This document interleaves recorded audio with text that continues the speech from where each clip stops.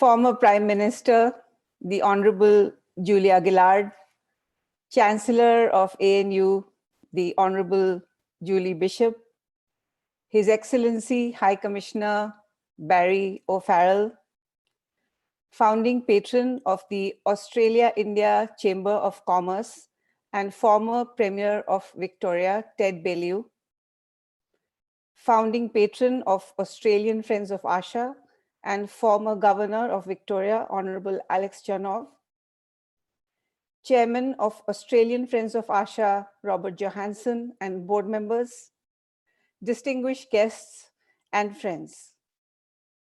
It's my great pleasure to join Australian Friends today, and such an honor to have all of you at this event. It was a matter of great joy and pride for us to hear the wonderful news that our chairman, Robert Johansson, was conferred with the AO on January 26th of this year.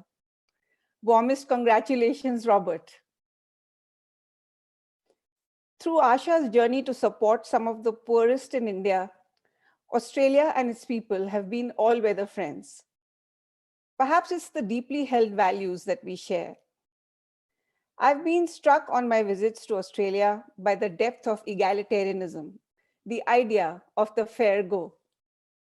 And with the help of so many Australian friends, a fair go is what Asha is seeking to provide for slum dwellers.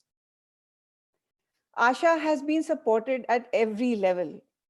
We have been blessed by support from former Governor Generals and Prime Ministers, Ministers and High Commissioners, to Australia's corporate giants like Macquarie, Rio Tinto, and the Australia-India Chamber of Commerce, to Australia's most prestigious education institutions like the University of Melbourne, Trinity College, Sydney University, ANU, and the University of Queensland.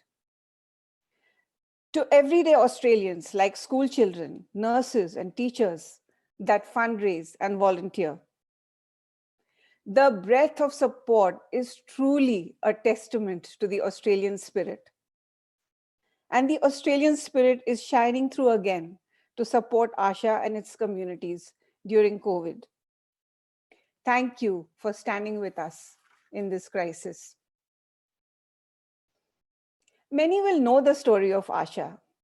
Asha was born in a health crisis, a cholera outbreak in a Delhi slum community in 1988.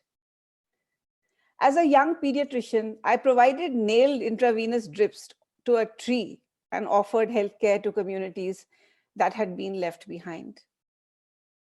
Healthcare is Asha's foundation, its history. We have stood with Asha's poorest communities and battled disease, battled poverty, battled lack of education, battled infrastructure and finance gaps. Yet in all of Asha's 30+ years, we have not had a bigger battle than the one we have waged against COVID. For the 91 Asha slum communities and the 700,000 that live in them, COVID has brought economic despair. When the Indian government declared a lockdown, employment suddenly ceased. Day laborers, maids, rickshaw pullers, construction workers. These were the fragile, low-paid jobs that kept families from starvation. The health crisis went far beyond coronavirus. Government workers stopped coming to clean the public toilet blocks. Routine immunizations were put on the back burner. The elderly couldn't access badly needed medical services to manage non-COVID medical conditions. Asha was the first responder. The lockdown was announced at midnight on March 24, and we were out in the slums the very next day. The only other group was the police, who were enforcing the lockdown. The first thing we did was contact the young people, the students. One of the huge success stories of Asha has been the education program supporting young people into university. They now form a motivated, energetic force for change in slum communities. So when we put out the call for help, the young people responded. They formed a battalion, the Asha COVID Warriors. With their help, Asha provided 3 waves of support. First, the warriors provided information and reassurance. They went from house to house explaining the implications of the virus, what it means to wear a mask, wash hands, stay safe. The warriors returned with alarming stories of desperation. Our second action was therefore addressing a desperate hunger with cash payments. Warriors tracked each household with urgent needs: the disabled, the elderly, pregnant mothers, the very poor, and provided emergency payments. Third, we put together parcels of basic food and provisions, including rice, wheat flour, lentils, oil, spices, and soap. This was a massive procurement effort which required the full Asha team, especially because the supply chain was broken. We have been spending at the rate of 150,000 Australian dollars per month just to keep families from the brink.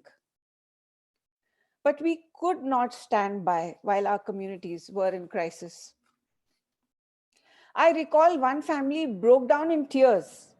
They had 3 young children who had not eaten in 4 days. They were overwhelmed that a parcel was delivered direct to them. And this was a typical story. Asha's support went beyond practical necessities. We emphasized the importance of love and the importance of positivity. We were seeing families in such despair that they were neglecting to cuddle their children, including young babies. Asha started supplementary nutrition sessions for mothers with children under 5. We provided high calorie, high protein laddus. A laddu is like a sweet protein ball to counter malnutrition. Importantly, it encouraged mothers to take the time to feed lovingly and cuddle their children. While we face one of the greatest challenges, Asha Warriors carry a message of positivity, of hope. After all, Asha means hope. It is in our DNA. Thousands of families continue to be in a state of financial distress because there is no work or little work. We must double our efforts. We must make sure we don't leave anyone behind. I was deeply concerned that the progress we had made in supporting students to excel and gain admission to university would be reversed. COVID has tipped some Asha students off course. The odds were stacked against them. For example, Delhi University admission and exams switched online, a major disadvantage for students without email IDs, without computers, and intermittent internet, or no internet at all. In spite of all this, can you believe that 82 slum students got more than 80% and gained admission to Delhi University? The topper was a girl called Fazia, and she got 96% and is doing a bachelor's in English honors. Adil got 93%. He's doing a bachelor's in science and physics honors. Karthik got 93%. He's doing a bachelor's in political science honors. Naz Parveen got 93%, and she is now doing her BA in journalism. Many more got into other tertiary education programs. The Asha team worked overtime to avoid losing this cohort of talent. The warriors have been at the forefront, inspiring young students with their own stories, giving back to their communities. It is my pleasure to introduce one of these wonderful warriors, Tushar. Before I do, may I say a final, very sincere thank you to Australia for standing with us during one of the greatest challenges of our time.